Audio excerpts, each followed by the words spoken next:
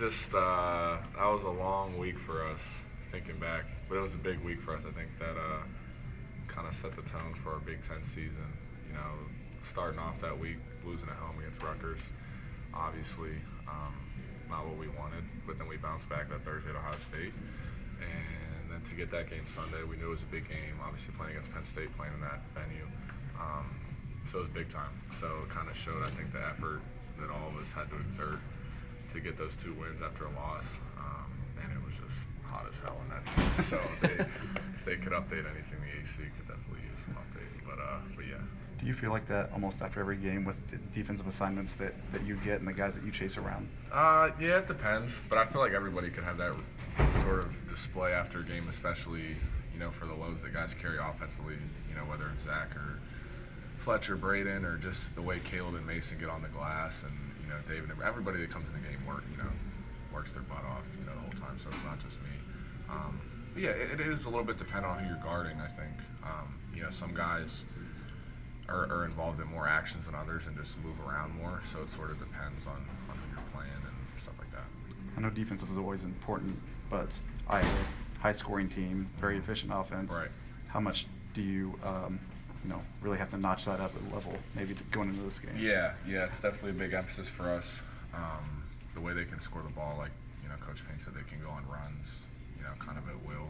So I think if we can get stops and make them pay on the other end, I think that'll be big time for us.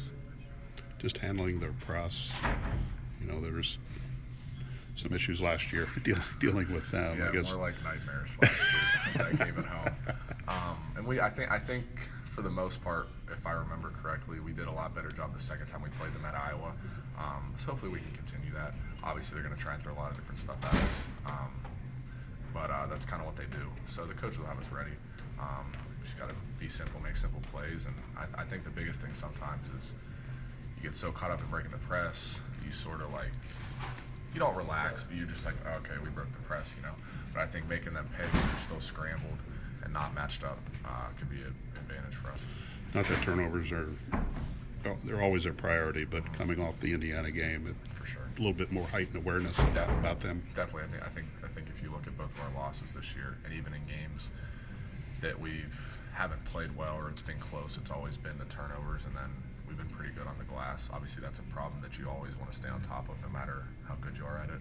But yeah, I think turnovers is always a big key for us, especially live ball turnovers. I just think last game we gave them a lot of easy buckets, and it's sort of what we've talked about before, like both sides of the ball always tying together. So when you're turning the ball over, sure, it's those exact 10, 12 points off of turnovers, but it doesn't account for the rhythm that I think you're putting the offense in just by getting easy buckets, and then in turn you're not getting great shots offensively, you're kind of in a funk. So it kind of goes both ways, but definitely a big emphasis for us this game. Going back to Iowa's offense, obviously they're really led by Chris Murray. Can you just what have you seen from him in his evolution the past couple of years now that he's kind of that lead guy since his brother left? Unbelievable player.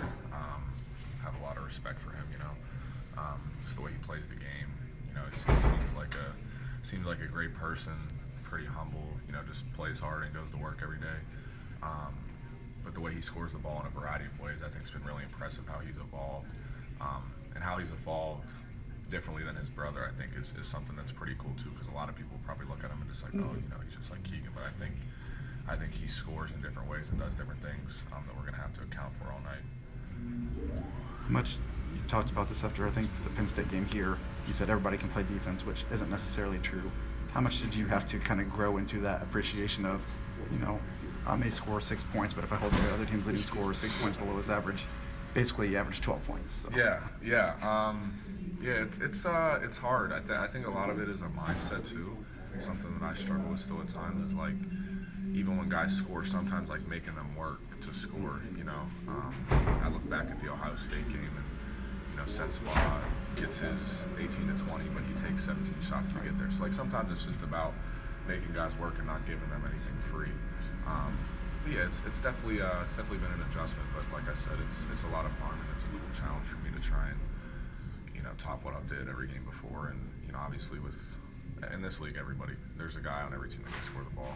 But I think especially this game, we have a lot of guys that can really really score at will, so it'll be fun to try and slow them down.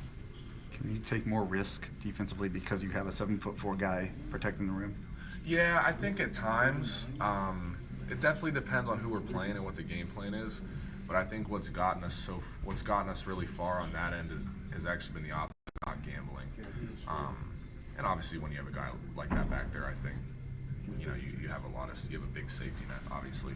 But I think there's a difference between gambling and giving guys a free run at him, straight down the lane where he's more likely to foul, than just being solid and making guys work to get there, and then like you wear guys down. Okay, we finally got to the rim, and then he's waiting there. So I think that makes a difference too. But just us being solid and knowing when we can take risks as far as some of the stuff they're running and everything like that, and knowing when to just be solid and make them score, especially the way they play fast. Sometimes making them grind out possession, I think will really help us on Thursday. Going back to turnovers, is there anything you guys are actively doing or talking about in the locker room, on the court, in order to eliminate them or just lessen them? Yeah, I think for us, just being simple.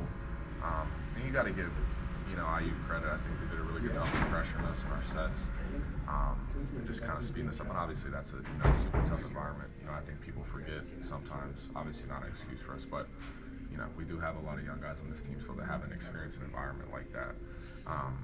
So I think we'll learn from it and we'll be a lot better. I think, like I've said a lot, it kind of goes back to knowing personnel and how teams are going to play. I think Iowa's going to do the same thing. They do a great job of pressuring the ball, knowing that they don't have unbelievable size inside.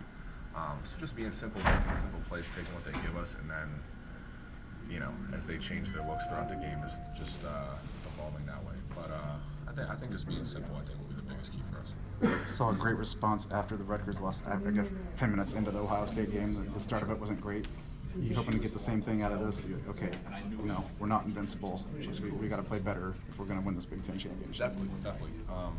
As much as the loss, sucks, I think we did have a pretty decent response to the second half at IU. So hopefully we can carry that. Obviously, it stinks when we don't get the win on top of it. But if we can respond, with that type of effort, I think for 40 minutes just playing, not just playing hard, because I think we always do a pretty good job of playing hard, but playing smart as well. I think that could be a big key for us to sort of get back on track here as we come down the home stretch.